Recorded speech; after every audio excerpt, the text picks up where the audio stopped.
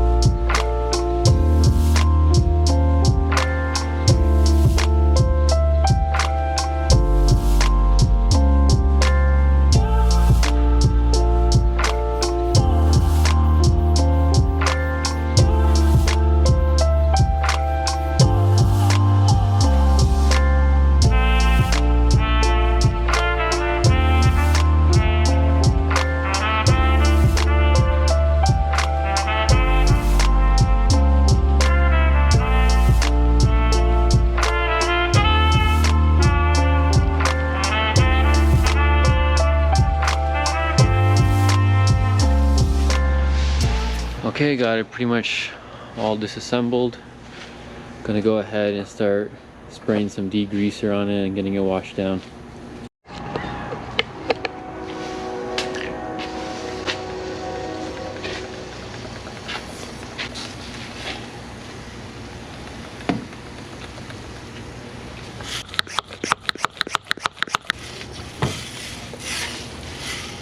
Alright, that should be good. I'm gonna probably just get a brush and irritate some of the heavier areas and then start spraying it down.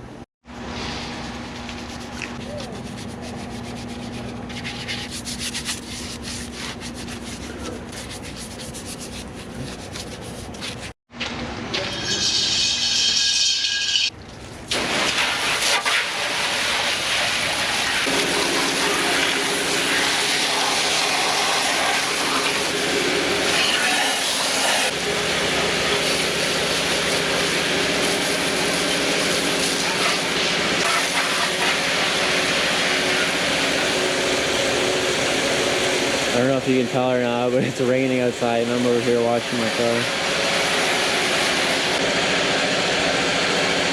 Alright, that's probably clean enough. I'm gonna give it a quick wipe down and start sanding.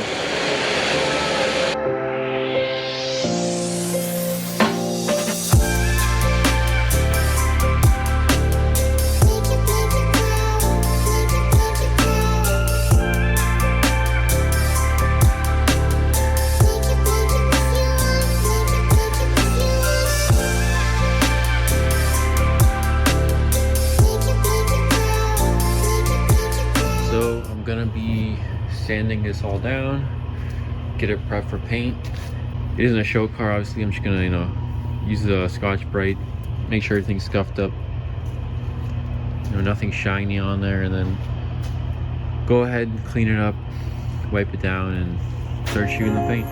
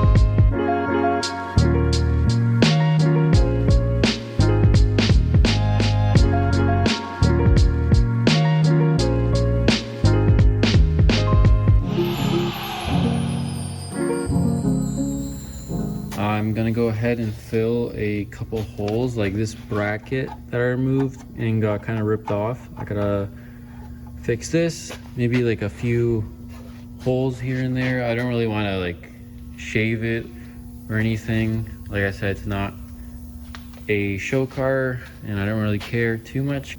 I scuffed up all the hard to reach spots and I actually found some sandpaper I had laying around for the orbital sander. So I went ahead and used that for the easier to reach spots and the flatter spots. So that cut down a lot of the work for me. But yeah, I'm gonna go ahead and grab the welder and start filling the holes here and there, get them flat, and then probably get some primer or some like spot putty or Bondo on a couple spots as well. Also, if you noticed, I removed these sections of this OEM seam sealer. I was gonna remove all of it, but I'm not too worried. It's just that these sections were like huge, and I don't know why they put so much seam sealer. I did the same on this side as well. I think it looks a million times better. The OEM seam sealer, like if you look here, is like ridiculously thick, and this part is probably the largest. It goes from like here to here. So yeah, cut that out. I'm just gonna go ahead and start welding up those holes and problem areas so that I can grind them down and get like a quick skim coat on top of them.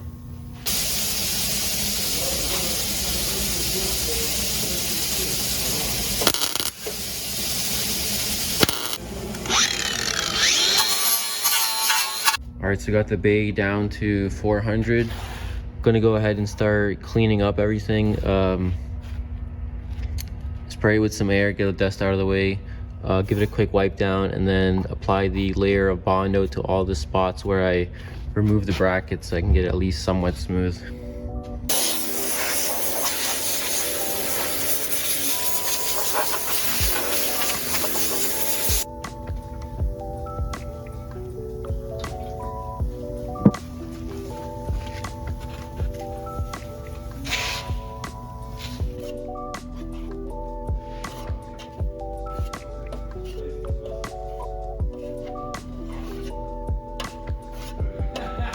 I went ahead and sanded all the hard to reach spots one more time, sanded down the Bondo, and I'm just starting to cover everything I don't want to paint. So I'm going to go ahead and cover the fenders, wheels, and the windshield, and then start laying that first coat of primer on.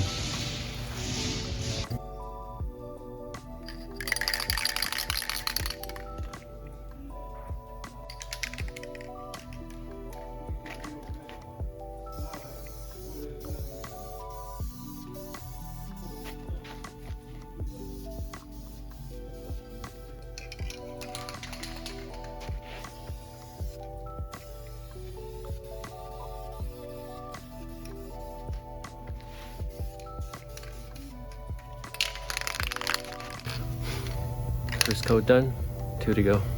All right, so I ended up doing 3 coats. I didn't film the last coat because I thought 2 would be enough, but it looks like I needed just a little more. So I did the 3 coats, and then this is what it looks like dried. There wasn't any silver primer, so I just had to use black, which is hard to see things. So I also checked if I had any leftover paint from when I painted the car. It looks like I don't, so we're just gonna use some gloss black trim clad. I'm gonna go ahead and start spraying that. Usually you would want to sand the primer and make everything smooth and check it over, but it's not a show car and I don't care too much, so we're just gonna go ahead and start spraying this. Probably get another 2 or 3 coats, see how it looks like, and then let it dry overnight.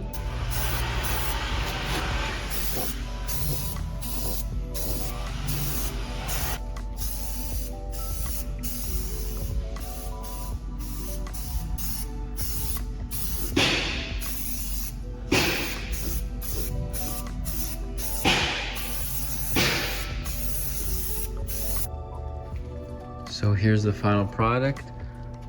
Not bad for a quick rattle can job, I guess. Yeah, so took all the masking tape off. Looks pretty decent. So yeah, Still got a radiator support in the under the hood. But yeah, so now that it's finally all painted, I'm gonna go ahead and get to running the new chassis harness, get all the engine harness and the power FC situated in that ECU box over there. And then I'm gonna go grab my engine and start refreshing that a little bit. It's already finished. If you saw the last video, I'm just gonna have to paint the valve cover and the block because it's really dirty and the aluminum's like all pitted. So yeah, gonna go ahead and do that, and then I should be able to just drop everything back in and get that new turbo on there, start mocking up the new intake piping, of course, and probably a new exhaust. Yeah, so once the engine's back here, get to quickly refreshing that and throwing it back in. Get the engine back in here because I have to go back to the dyno since it has new cams and the new turbo. Yeah, so I guess that's it for this one, and stay tuned for the engine going back in the car, I guess.